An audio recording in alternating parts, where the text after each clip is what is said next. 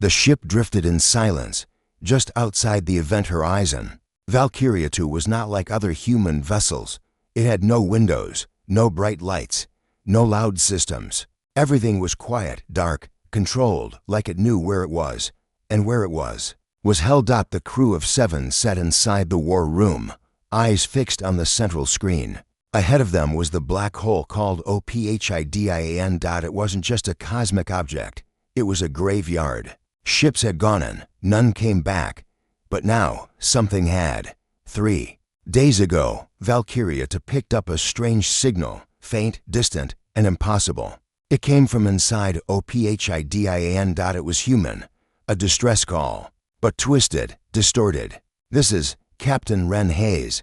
I saw it. The stars have teeth." Static, then silence. Captain Ren Hayes had vanished 6 years ago during the Drift War, lost in a battle with an alien machine. Fleet, no one expected to hear from her again, but the signal was real. Rourke leaned forward in his chair, older now, with streaks of gray in his beard. The last time he faced the unknown, he lost half his crew. He didn't plan on losing more. Prep, analog recon pods. He ordered. No AI, no uplinks, no digital anything. Whatever was inside that black hole, it could read, it could reach, and it wanted them to listen. Mara, now first officer, turned to him. "Sir, if Hayes survived, how?" Rourke looked at the screen, the swirling black storm, the light bending around it like glass under pressure. "She didn't," he said quietly. "Not the way we'd understand it." The team suited up. Each pod was sealed tight, built with manual controls and physical instruments. No voice activation, no smart tech. They launched one pod into the edge of the black hole's influence, the safe rim. The screen showed grainy footage from inside the pod. Nothing for a long time. Then, light. Flashes. A shape, not a ship, not an alien. A face. Human. But wrong. Eyes too wide, skin like melted wax. It looked straight into the camera, and for a second, everyone on the bridge felt watched. The pod imploded seconds later. No signal. Just that moment. That thing. They ran the footage back, froze the frame. The face was Captain Hayes, but something had happened to her. "Pull back," Mara said. Rourke shook his head. "We're already in its mouth," he said. "If we turn now, it follows." The ship's gravity flickered, not the artificial kind, real distortion, like something nearby was breathing in time with the black hole. And then, another signal. But this one wasn't from Hayes. It was something else. For short tones repeated. Old Earth Morse code. T-H-E-M. The crew looked at each other. "This isn't a rescue," Theo whispered. "This is a warning." Rourke stood up. The ship creaked slightly. The stars outside seemed to shift, not like they were moving, but like they were being watched through a lens. He turned to the crew. "We came for answers. We found a door." He looked back at the black hole. "Now we find out what's on the other side of it."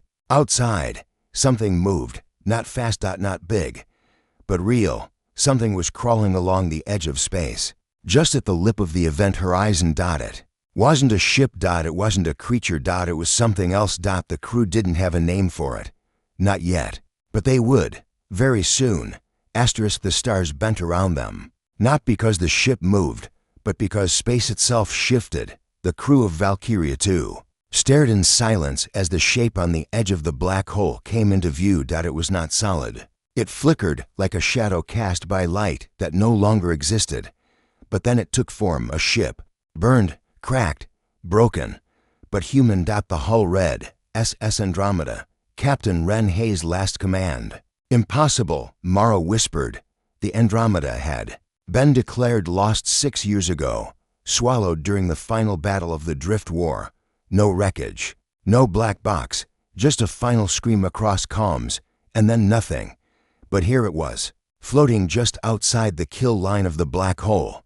And there was more, a signal, steady now, stronger. "Valkyria, Valkyria, this is Ren Hayes." Her voice was calm. To calm. Rourke leaned over the console, but did not respond. "We trace. We don't talk," he said. Theo, the youngest tech officer, hooked up an old analog translator. "No AI. No filters. The crew listened. I saw the spiral. I saw what built it. They feed on perception. They were your face so you'll listen static. Then again, I came back. But I didn't come alone. The crew froze.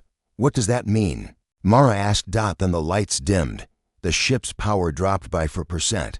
Just enough to notice. And just enough to mean something had touched them. Theo checked every analog sensor. No hull breach, no heat loss, no external impact. But still, power gone. Something invisible had entered. The crew moved slowly, calmly, no sudden movements. No panic. They knew better. A horror you can't see will always react to fear. Down in the docking bay. Something knocked. Once. Twice. Then silence. Rourke, Mara, and 2 others moved down with manual rifles. They stood at the locked bay doors. The outer gate hadn't opened, but the inner door showed pressure. Something was in the airlock. Without ever opening it, they unlocked it manually and saw her. Captain Wren Hayes. Alive. Standing. But different. She was thinner, her skin pale, stretched, eyes wide, unblinking, her voice calm. Permission to come aboard, she said. Rourke raised his weapon. Tell me your last words during the Drift War. Hayes smiled. I said, hell's coming. She answered. Correct. But something still felt wrong. Rourke nodded. Permission granted. Hayes stepped aboard. As she walked in, Theo's analog meter spiked. Radiation. No. Signal interference. Like, to frequencies trying to live in the same body. Mara leaned close to Rourke. That's not her. I know, he whispered. But maybe it thinks it is. They led her to the med-bay. She sat quietly, answering every question perfectly. She remembered names, events, past conversations, but not smells, not tastes, not music. Things a real human would feel in their bones. You didn't survive. Mara finally said, you were reassembled. Hayes turned to her. I was kept, observed, learned. They wanted to see if we could return. Before we changed too much, Rourke asked. Who are they? Hayes didn't blink. They were once like us. Organic, fragile. Then they met the dark between stars, and it stared back. Suddenly, the ship shook. A deep thud echoed from the hull. Something had attached itself, not physical, not mechanical. It was awareness. A presence. You brought it with you, Rourke said. Hayes stood up slowly. I didn't mean to. It follows memory. It tracks grief. I remembered you, she said softly, looking at Rourke. That was enough, Mara shouted. Cut power to all systems. Full analog lockdown. But it was too late. One by one, the ship's lights began to dim, not fade. Flicker, like old film burning. In the hallway, shadows started moving against the walls. But there was nothing casting them. The black hole outside spun faster, almost like it was excited. Something had been waiting for this moment. And now, it was inside. The lights on Valkyria stopped flickering. They went completely out. No sparks, no alarms. Just darkness. The kind of dark that feels heavy, like it's pressing on your chest, like it's watching you breathe. Inside the war room, backup lights kicked in, dim, red, analog. Just enough to see the outlines of the crew's faces. Pale, tense. Hayes stood at the center, still, calm, like the blackout didn't affect her at all. She smiled. They're here now, she said. Mara stepped back. Who's they? Hayes didn't answer. Instead, she looked up at the ceiling, like she heard something the others couldn't. Outside, the stars began to shift. Constellations twisted. Patterns warped. Theo, at the emergency nav console, whispered, the stars, they're moving. No, Rourke replied. We are. The ship hadn't physically changed position. The instruments were clear, but somehow, reality had bent around them. And the black hole? It wasn't behind them anymore. It was above. Turning slowly, like a vast eye watching from the sky. Then they heard it. Tapping. Light, rapid, rhythmic. Coming from the walls. Not metal, not mechanical. Like fingernails. Seal the bridge, Rourke ordered. Mara hit the manual lockdown switch. Thick doors slid closed, gears grinding into place. Analog bolts sealed with a hiss. But the tapping didn't stop. It moved with them. It was inside the walls. Theo pulled up the security cams, analog feed only. Hallways were empty. Except one. Camera 12. It showed Mara walking alone in the lower deck, but Mara was standing right there, next to Rourke. Theo froze. Sir, there's two of her. Rourke looked at Mara. She stared at the screen, her face pale. That's not me, she said softly. Hayes smiled again. They remember you. That's how they build their way in. One thought, one fear, one regret at a time. The fake Mara on screen stopped and looked directly at the camera. Then she grinned. To wide teeth, too many. Skin started to ripple. Theo shut off the screen. What do they want? He asked Hayes. She looked at him gently. They don't want to conquer. They want to emerge. Your memories, your guilt, your shadows. Rourke's voice was hard. Not happening. He grabbed a portable analog EMP built for emergencies. Bridge team, move to escape corridor. Keep eyes forward. No turning around. They moved out, rifles ready, lights dim. The hallway outside was quiet. Too quiet. They advanced slowly. Then they heard whispering. From behind. Soft voices. Familiar. Dead voices. Mara. She stopped cold. It was her brother's voice. He died in the first Null War. But the voice was real, calling her. If you turn around, Hayes warned gently, they'll become you.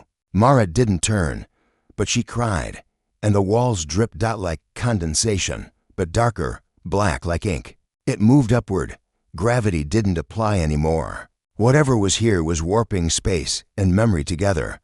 They reached the escape corridor. At the far end, the launch room waited. Manual pods. No tech, no comms. Just gravity, steel, and fuel. But someone was standing there. Captain Ren Hayes. Another one. This one bleeding. Burned. But alive. Rourke, she called out. It's me. She's not me. Everyone turned to the haze behind them. She smiled, then tilted her head, like she was interested in what would happen next. Rourke didn't wait. He shot the fake haze in the leg. She didn't scream. She laughed. The skin tore open, not blood. Not bone. Just static. Like tearing through a radio. The real haze collapsed in front of the pod. Coughing. Bleeding. She looked up at Rourke. I held them back for so long. They want out. Mara helped her up. Rourke activated the pod launch. Go. He shouted. But only one pod was ready. Hayes looked at him. Send the data back. Show Earth what they're becoming. Rourke nodded. He handed her the black box. Then shoved the pod door closed.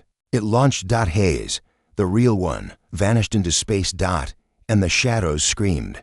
The entire ship shook. Rourke turned to his crew. They know we're awake now.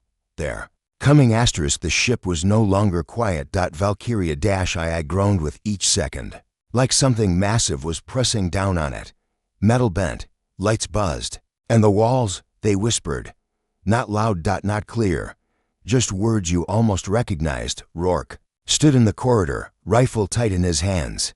Behind him, Mara and Theo watched the shadows move along the floor. They didn't crawl. They flowed. Darkness that didn't care about physics. They were memories, regrets, and half-formed thoughts made real. A weapon the human mind couldn't fight. We have one chance, Rourke said. Get to the spiral core. Reset the analog drive. We sever the ship from this reality. Theo shook his head. You mean we tear ourselves out of space? Exactly, Rourke said. They moved fast. No talking. Just boots on metal and breathing in rhythm. The deeper they went, the less the ship looked like itself. Wires pulsed like veins. Walls were soft in places. Breathing. Mara stepped over a floor panel, and it squished. That's not right, she whispered. They reached engineering. Or what was left of it. The room had changed. Stretched. The spiral core hovered at the center. Once a clean analog design, now it pulsed with symbols, glowing in black light purple.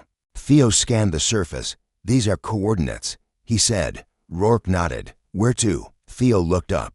Not where, when. Suddenly, something moved. Behind them, a figure. Another crew member. It looked like Sam, their old pilot. But Sam was dead. He'd died years ago. Rourke remembered pulling his body from a crashed gunship. But this version smiled. Captain, he said. Rourke raised his rifle. You're not Sam. Sam's voice was calm. Does it matter? I know what you know. I remember the last thing he said to you. And he whispered it, word for word. Rourke's hands shook. Then Sam's eyes turned black, and he charged. Rourke fired. The bullet passed through, not like a ghost, but like shooting through fog. The thing twisted, reshaped, and lunged again. Mara threw a flare. Analog light. It screamed. Real pain. The shadows backed off. Their weakness. Theo shouted, "Is truth, only things that are real hurt them." Rourke pulled a flare from his vest and lit it. "Stay close." They circled the spiral core. Each crew member took out something personal.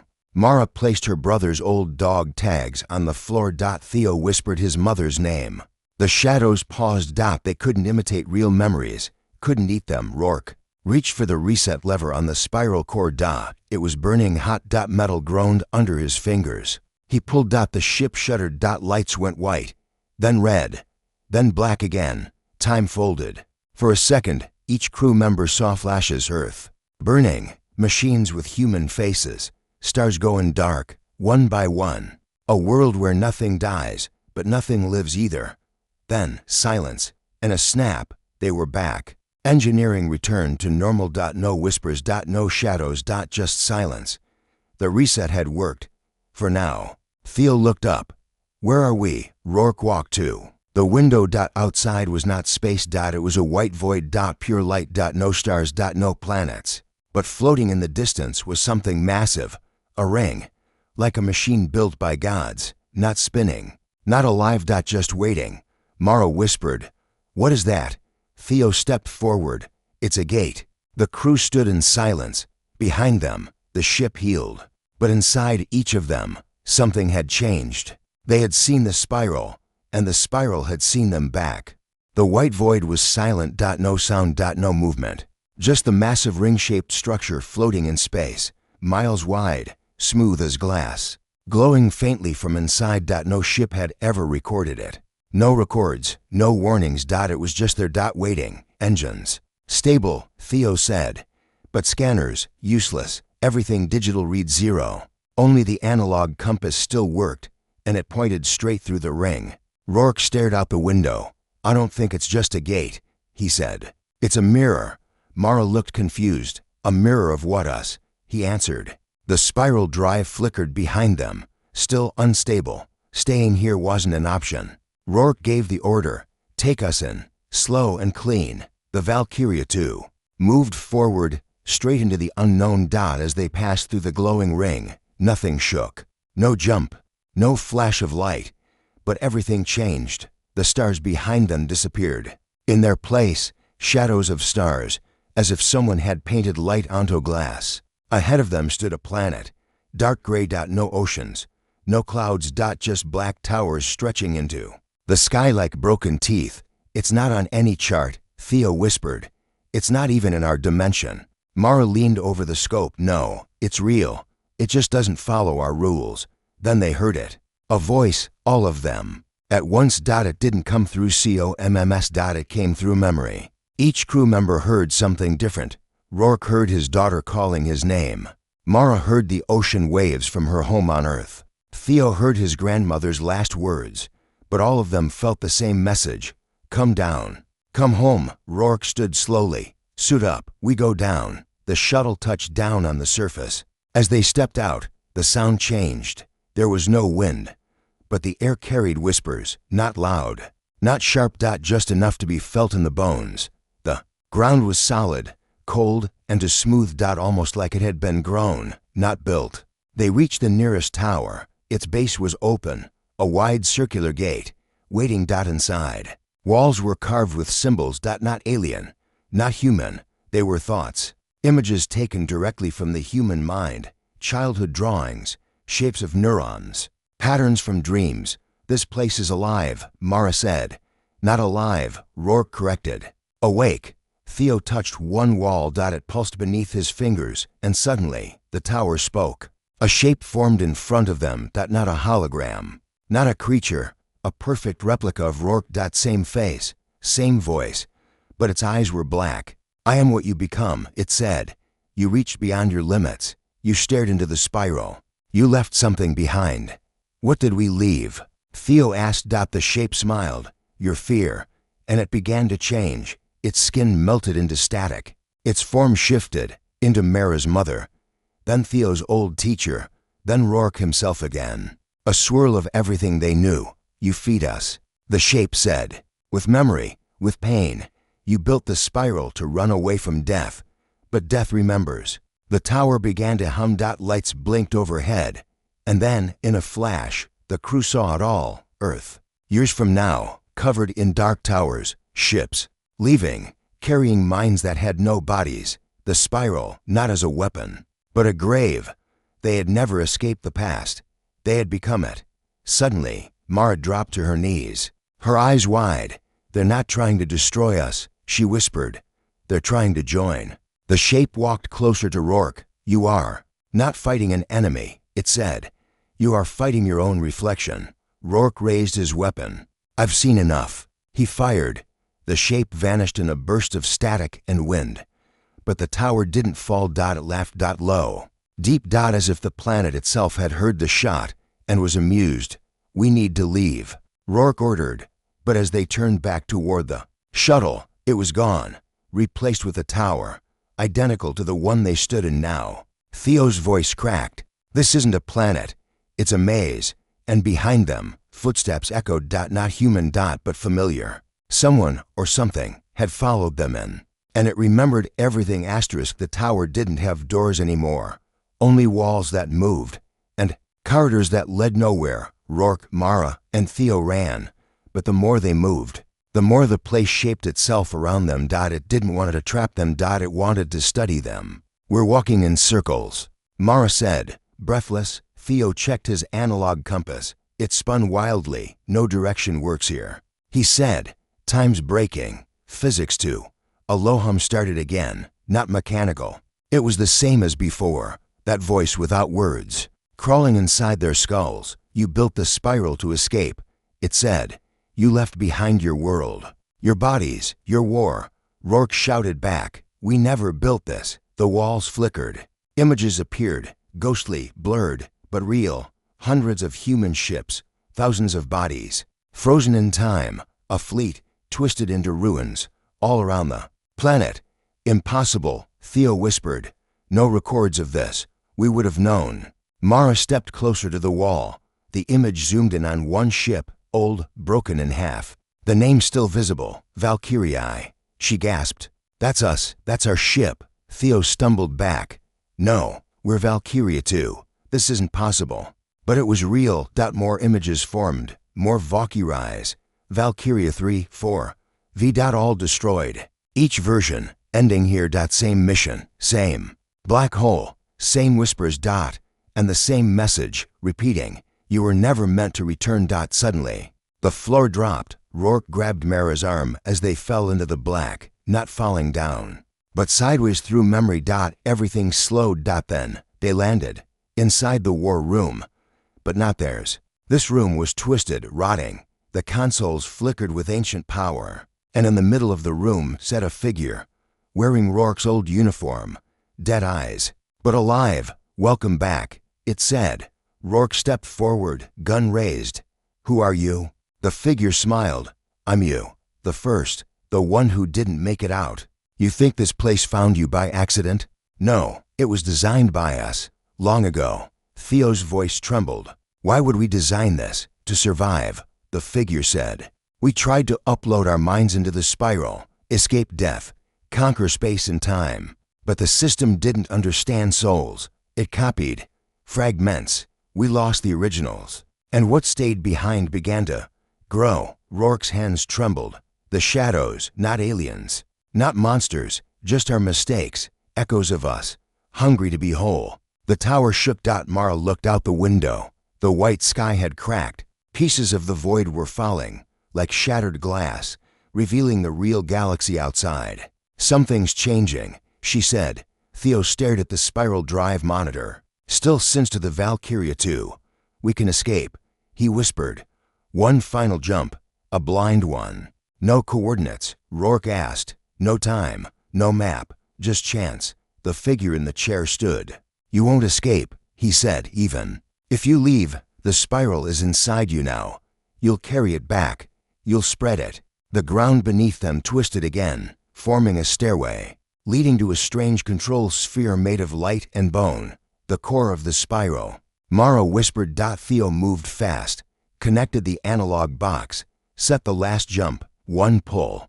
He said, "One chance." Mara looked at Rourke. "We might not survive. We're not meant to." He answered. He reached for the lever. The copy of Rourke screamed, a sound that broke the air. All the walls turned black, shadows poured in from every side, reaching, grabbing, whispering. But it was too late. Rourke pulled the lever, and the spiral collapsed. Everything was light.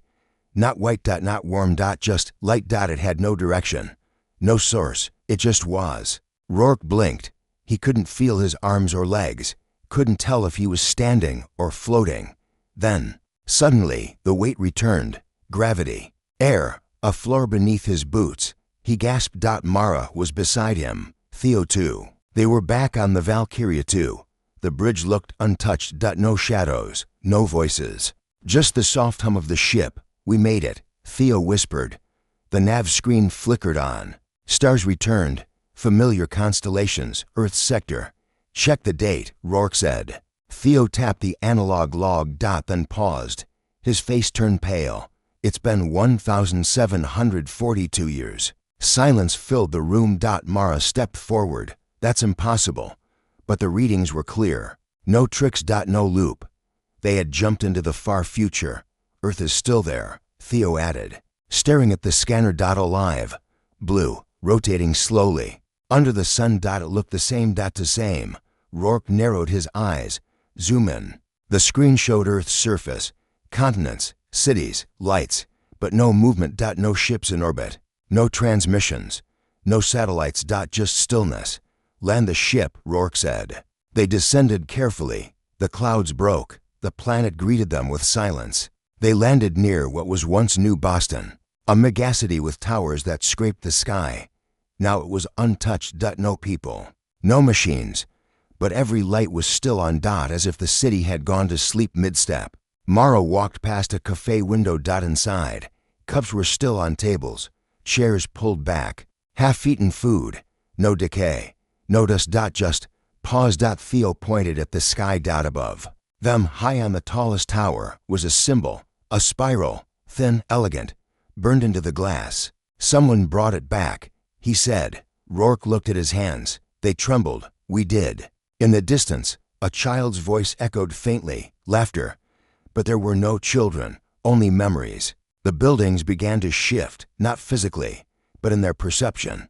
Colors faded, edges warped, as if they were no longer seeing the city as it was, but as it remembered itself. Mara whispered, "We never left the spiral, did we?" "No." Rourke said, "The spiral left with us." Theo turned to the sky. Where once stars burned bright, now there was only one, a black circle. Growing. Spinning. Watching. A spiral. Not in the sky. In their minds. It was no longer a place. It was a virus, a thought pattern, a design, a seed. They had carried it through the gate, across time, across space. And now Earth would never know what hit it. The spiral didn't need warships or weapons. It only needed memory. And humans remembered everything. Mara sat on the edge of a stone bench. "I thought we were saving humanity." "We were," Rourke said, "but we brought back something that looks like us, feels like us. But it's not us." Theo slowly walked back toward the shuttle. "Should we warn them?" he asked. "There's no one left to warn," Mara said quietly. They stood in silence, as the wind carried a familiar sound, their own voices. Repeating. Looping. Playing from no speaker, just drifting across the air, as if the spiral was already rewriting the world. Rourke looked at the sky one last time. "Maybe next time," he whispered. Then they boarded the ship. And the Valkyria rose into the air. Behind them, the spiral bloomed across Earth's surface like cracks in glass. Elegant. Precise. Inevitable. The stars dimmed. And the galaxy listened.